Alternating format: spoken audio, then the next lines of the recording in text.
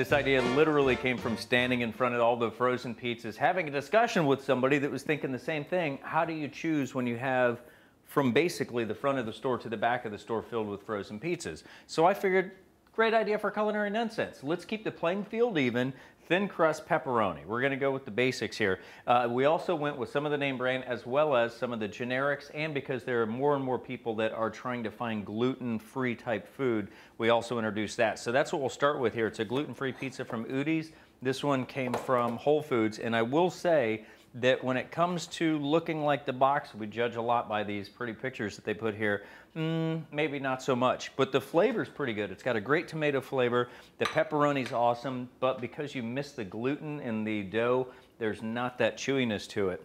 When it comes to the prize for the look-alike, the box to the pizza itself after it's cooked, I think DiGiorno's would take that one, and it also takes the cake here when it comes to flavor.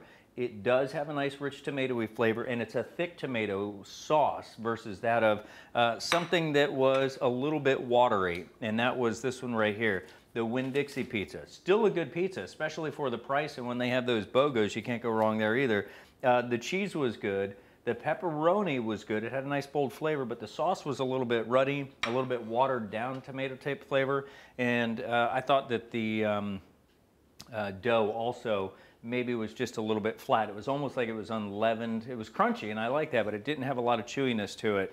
Of a good chewy crust, this one right here, and it is one of the more expensive ones, but you can still find these on sale and get the coupons and whatnot. The Red Barons, it was a good pizza, great pepperoni, and the pepperoni, it's got like an old world style taste to it. You've got the pork, beef, and chicken that makes up the pepperoni, and it's really not all that bad. And last but not least, the Tombstone pizza. This brick oven pizza was as close as, and it is a thin crust, it was one of the pizzas that's all the way down on the bottom of the shelf, and I have to say that based on the flavor, and the same idea here when it comes to the Red Baron and the Tombstone and having the pork, chicken, and the beef and the style of the pepperoni here, it does have a lot of big meaty flavor in the pepperoni. I thought the cheese was a little bit bland, but it had great tomato sauce.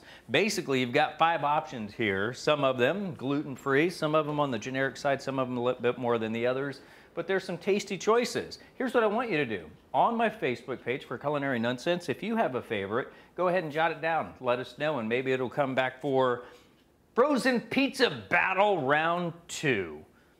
Time to hear that? Frozen Pizza Battle Part 2. Why? Because, well, Tom and I have a lot of frozen pizzas to eat now. And I think that when it's all said and done, we'll say, hey, it beats cooking, and there is none better.